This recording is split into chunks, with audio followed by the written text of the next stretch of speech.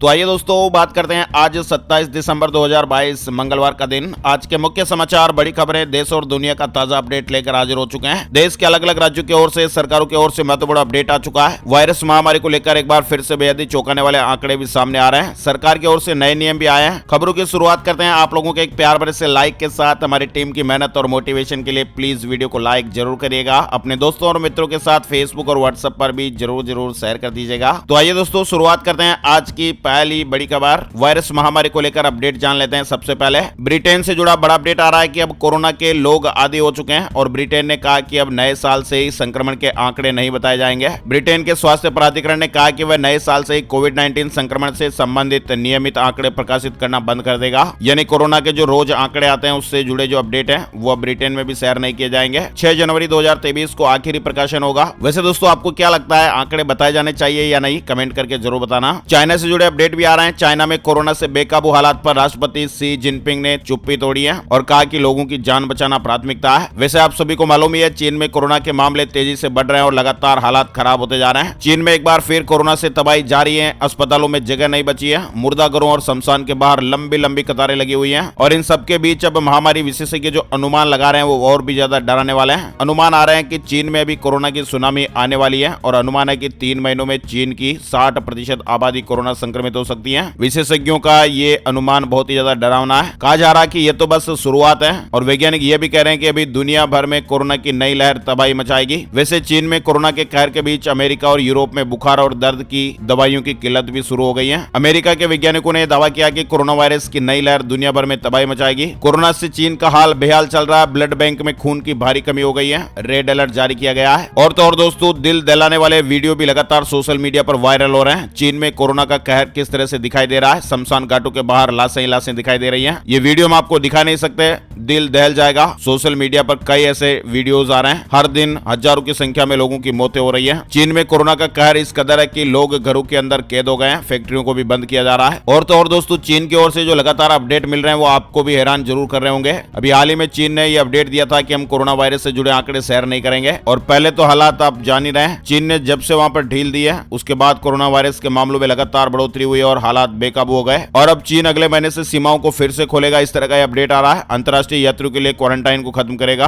और इस तरह की घोषणाएं अभी ऐसे समय में आ रही है जब देश ओमिक्रॉन के संक्रमण से वहां पर जूझ रहा है। खबरें आ रही है कि चीन अगले साल 8 जनवरी से ही अंतर्राष्ट्रीय यात्रियों के लिए क्वारंटाइन खत्म कर देगा। दैनिक कोविड मामलों की घोषणा तो रविवार को ही बंद कर दी थी। अब ये महामारी और कहां से कहां तक जाएगी अनुमान आप लगा ही सकते हैं। चीन सारे दरवाजे अब आगे खोलने जा रहा है। कोरोना से तबाही, न इलाज, न शमशानों में जगह और मौतों के आंकड़ों पर ही चीन ने अब सेंसर लगा दिया और अब इस तरह की ये चौंकाने वाली हरकतें सामने आ रही है। वहीं दोस्तों आपको बता दें, हमारे देश में बीते 24 घंटे में कोरोना वायरस के 196 नए मामले सामने आए हैं। 2 की मौत हुई है और कोरोना से निपटने की तैयारी हमारे देश में भी तेज हो गई है। 27 दिसंबर यानी आज से ही देश के कई राज्यों में मॉक ड्रिल होगी। हॉस्पिटलों में व्यवस्थाओं को परखा जाएगा। रिसोर्सेज किस तरह से काम कर रहे हैं, खराब पड़े तो उन्हें ठीक किया जाएगा। मॉक ड्रिल होगी। वहीं कोरोना के बढ़ते खतरों के बीच IMA ने नई एडवाइजरी भी जारी की है और कहा कि घर से निकलने से पहले आप जरूरी टिप्स को फॉलो करें और ये टिप्स वही है जो हम कोरोना की शुरुआत में फॉलो कर रहे थे। मास्क, हाथ धोना, सोशल डिस्टेंसिंग, इस तरह के अपडेट्स आए हैं। वहीं कर्नाटक में मास्क अनिवार्य हो गया है। नए साल पर रेस्तरां और पब में मास्क के बगैर एंट्री नहीं होगी। वहीं कर्नाटक के स्वास्थ्य मंत्री ने कहा कि नए साल का जश्न देर रात 1 बजे तक ही चलना चाहिए। इसके अलावा हमारे देश में कोविड-19 को लेकर अपडेट आ रहा है। बोधगया में 11, दिल्ली में 4 और कोलकाता में 2 विदेशी नागरिक कोरोना पॉजिटिव पाए गए। जीनोम सीक्वेंसिंग के लिए इनके सैंपल भेजे गए हैं। कोरोना की खबरों के बाद दोस्तों आगे बढ़ते हैं। बड़ी खबर आ रही है। केंद्र ने बड़ा फैसला लिया है। स्कूलों में लड़कियों को लगेंगे सर्वाइकल कैंसर के टीके। देश में महिलाओं में तेजी से बढ़ने वाले सर्वाइकल कैंसर की रोकथाम के लिए सरकार जल्द ही स्कूली स्तर पर टीकाकरण कार्यक्रम की शुरुआत करेगी। केंद्र सरकार की ओर से इस अभियान की शुरुआत खास करके 9 से 14 साल की लड़कियों के लिए स्कूलों में की जाएगी। वहीं यूक्रेन के राष्ट्रपति जेलेंस्की ने पीएम मोदी से फोन पर बातचीत की है। संयुक्त राष्ट्र में समर्थन के लिए धन्यवाद बोला है। यूक्रेन के राष्ट्रपति व्लादिमीर जेलेंस्की ने सोमवार को कहा कि उन्होंने पीएम मोदी के साथ एक फोन कॉल में शांति फॉर्मूला को लागू करने में भारत की मदद मांगी है। स्कूलों में पढ़ने वाले नन्हे मुन्ने बच्चों के लिए जरूरी अपडेट आया। स्कूलों में अब एनिमेशन, विजुअल इफेक्ट और गेमिंग साथ ही कॉमिक कोर्स पढ़ाए जाएंगे। 20 लाख लोगों को रोजगार मिलेगा। यानी एनिमेशन, विजुअल इफेक्ट, गेमिंग और कॉमिक के विश्व भर में बढ़ते मार्केट के साथ ही भारत भी अब तैयारी कर रहा है। दिल्ली NCR में दूध फिर से महंगा हो गया है। मदर डेयरी ने 2 रुपए प्रति लीटर दामों में बढ़ोतरी कर दी है और ये नई कीमतें आज मंगलवार से लागू हो जाएगी। दिल्ली NCR इलाके में बेचे जाने वाले अपने दूध के दामों में 2 रुपए प्रति लीटर बढ़ाने की घोषणा हो गई है। NPS में पैसा लगाने वालों के लिए भी जरूरी अपडेट है। 1 जनवरी से नियम बदल बदलने वाला है। पीएफआरडीए ने कहा कि एनपीएस से सेल्फ डिक्लेरेशन के जरिए ऑनलाइन आंशिक विड्रॉल की सुविधा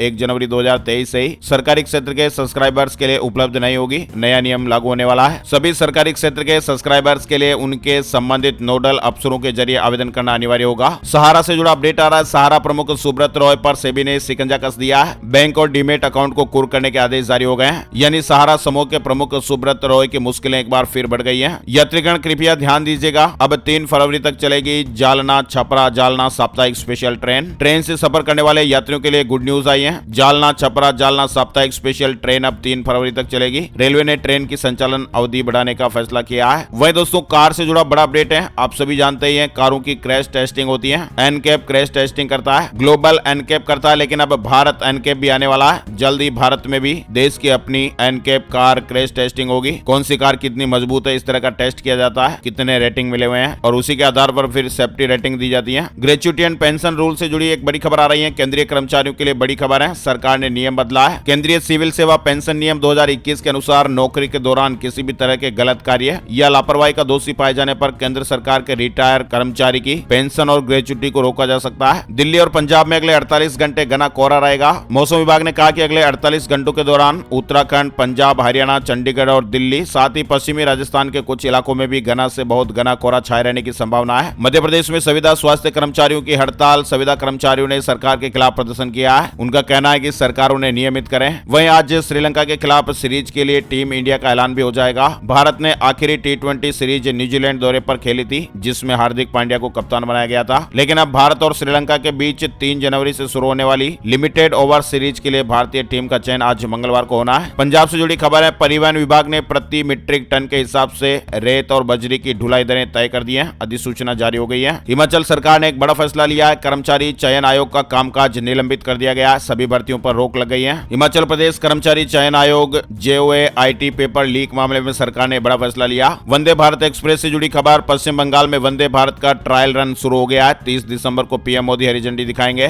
BSSC पेपर लीक से जुड़ी खबर है। BSSC ने पहली शिफ्ट की परीक्षा रद्द कर दी है। आयोग ने इस तरह की जानकारी दी है। बजट 2023 में बड़ा अपडेट देखने को मिल सकता है। उज्ज्वला योजना को लेकर सरकार बड़ी घोषणा कर सकती है। इस तरह की मीडिया रिपोर्ट्स और खबरें हैं। LPG गैस सब्सिडी बढ़ने की संभावनाएं हैं। देश का अगला बजट आने में अब कुछ ही महीने बचे हैं और ऐसे में सरकार आम नागरिकों के लिए केंद्रीय बजट में कई बड़े ऐलान कर सकती है, जिसमें रसोई गैस पर उज्ज्वला योजना के तहत दी जाने वाली सब्सिडी को सरकार बढ़ा सकती है। इस तरह की खबरें आ रही है। वह दोस्तों केंद्रीय विद्यालयों में टीचिंग और नॉन टीचिंग पदों पर भर्ती के लिए उम्मीदवारों के लिए खुश खबर आई है। आवेदन प्रक्रिया को 2 जनवरी 2023 तक बढ़ा दिया गया है। वृंदावन के ठाकुर बांके बिहारी मंदिर में बिना थर्मल स्क्रीनिंग अब भक्तों को प्रवेश नहीं मिलेगा। आगरा में कोरोना का नया मरीज मिलने के बाद मथुरा वृंदावन में सतर्कता बढ़ा दी गई है। अग्निपथ स्कीम से जुड़ी खबर। जम्मू कश्मीर से भारतीय सेना में शामिल हुआ अग्निवीरों का पहला बैच 1 जनवरी से ट्रेनिंग शुरू होगी। भारत सरकार की अग्निपथ योजना के तहत कई राज्यों में युवा अग्निवीर बनकर देश सेवा को तैयार हैं। सरकार ने बताया कि जम्मू कश्मीर से चुने गए अग्निवीरों का पहला बैच प्रशिक्षण के लिए भारतीय सेना में शामिल हो गया है। वहीं BIS ने पेश किए हैं USB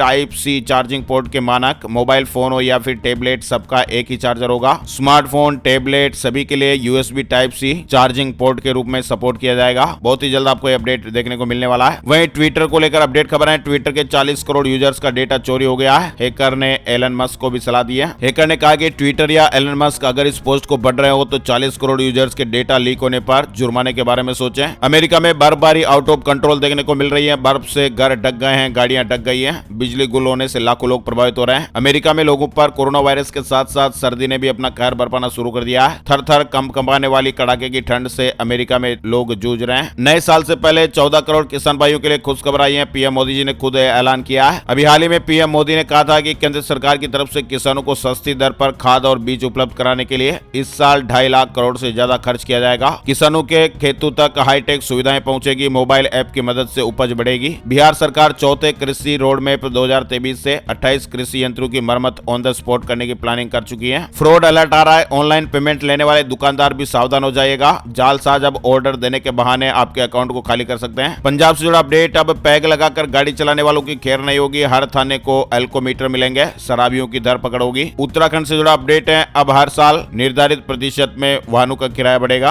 और इसके लिए समिति भी गठित कर दी है। दिल्ली में अब ड्राइविंग लाइसेंस पाना मुश्किल हो सकता है। नए दिशा निर्देश जारी हुए हैं। दिल्ली में ड्राइविंग लाइसेंस प्राप्त करना कठिन होने जा रहा है, क्योंकि जनवरी 2023 के अंत तक सभी टेस्ट ट्रैक ऑटोमेटेड हो जाएंगे। दिल्ली में कुल 13 ड्राइविंग टेस्ट ट्रैक और 12 स्वचालित हो चुके हैं, यानी राजधानी दिल्ली में सभी परीक्षण ट्रैक स्वचालित होने के बाद मानवीय हस्तक्षेप की संभावना समाप्त हो जाएगी। राजस्थान में अब घर बैठे ऑनलाइन भी पढ़ सकेंगे बच्चे, प्राइवेट स्कूल के साथ मिलकर खोल सकेंगे वर्चुअल स्कूल। रेगुलर क्लास वाले स्कूल और कोचिंग संस्थानों की तरह राजस्थान में वर्चुअल यानी ऑनलाइन स्कूल खोले जाएंगे। शिक्षा विभाग ने इसका पूरा खाका तैयार किया है। फिलहाल इस तरह की सुविधा 9वीं से 12वीं कक्षा तक के लिए होगी। वहीं राजस्थान, मध्य प्रदेश समेत 6 राज्यों में सर्दी का अलर्ट है। उत्तर भारत में सर्दी का प्रकोप बढ़ गया है। मध्य प्रदेश, राजस्थान, दिल्ली, चंडीगढ़, पंजाब, हरियाणा और उत्तर प्रदेश के कई इलाकों में शीतलहर और घना कोहरा देखने को मिल रहा है। भारत में फोन बनाना शुरू करेंगी Xiaomi और Oppo। जी हां, मेड इन इंडिया पॉलिसी की सफलता के लिए भारत सरकार के प्रयासों को यह बड़ी सफलता मिली है। चीनी कंपनियों Oppo, Vivo, Xiaomi ने ग्लोबल मार्केट में भारतीय निर्मित स्मार्टफोन का एक्सपोर्ट शुरू कर दिया है। यूपी से जुड़ी खबर है, इफ्को फूलपुर में नैनो यूरिया का उत्पादन शुरू हो गया है। रोजाना 50,000 बोतल का उत्पादन किया जा रहा है। वहीं बुजुर्गों को 2 से 10,000 रुपए तक मिलेगी पेंशन। आंध्र प्रदेश की तरह बजट में यह बड़ी घोषणा हो सकती है। राजस्थान से जुड़ा अपडेट आ रहा है। मीडिया रिपोर्ट्स और खबरों में खुश खबर आई है। राजस्थान में सरकार बुजुर्गों को 2 से लेकर 10,000 रुपए तक मासिक पेंशन दे सकती है। साथ ही स्टूडेंट के लिए ई लर्निंग कोचिंग सेंटर भी शुरू करने की योजना है, जो भी हमने पिछली खबर में देखा था। और ये सब राहुल गांधी की ओर से दिए गए 5 सुझावों को लेकर किए जा रहे हैं। ये वे अपडेट है जिन्हें बजट में शामिल किया जा सकता है। राजस्थान में बजट पेश होने में अब 1 ही महीना बचा है। वहीं गाजियाबाद में स्कूलों के खुलने का समय फिर बदल गया है। अब 10 बजे से कक्षाएं लगेंगी।